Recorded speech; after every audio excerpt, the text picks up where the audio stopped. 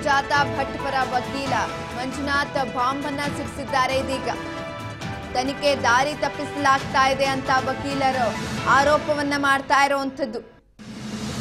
ಬಾಹುಬಲಿ ಬೆಟ್ಟದ ತಪ್ಪಲಿನಲ್ಲಿ ಬೇಕಂತಲೇ ಹೊಸ ಮಣ್ಣು ತಂದು ಹಾಕಿದ್ದಾರೆ.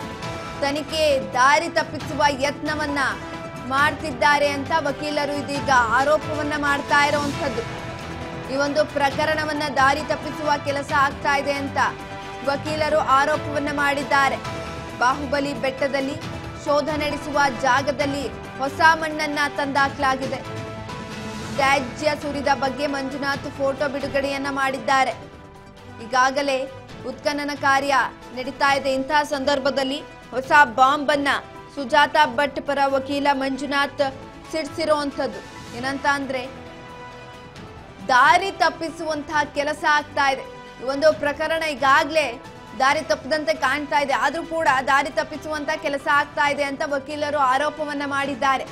ಬಾಹುಬಲಿ ಬೆಟ್ಟದ ತಪ್ಪಲಿನಲ್ಲಿ ಬೇಕಂತಲೇ ಹೊಸ ಮಣ್ಣನ್ನ ತಂದು ಸುರಿದಿದ್ದಾರೆ ಅಂತ ಹೊಸ ಬಾಂಬ್ ಅನ್ನ ಸಿಡಿಸಿರುವಂತದ್ದು.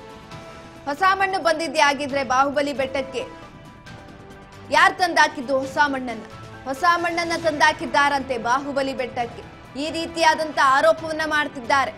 ತನಿಖೆ ದಾರಿ ತಪ್ಪಿಸುವ ಯತ್ನವನ್ನ ಮಾಡ್ತಿದ್ದಾರೆ ಅಂತ ವಕೀಲರು ಆರೋಪವನ್ನ ಕೂಡ ಮಾಡಿದ್ದಾರೆ.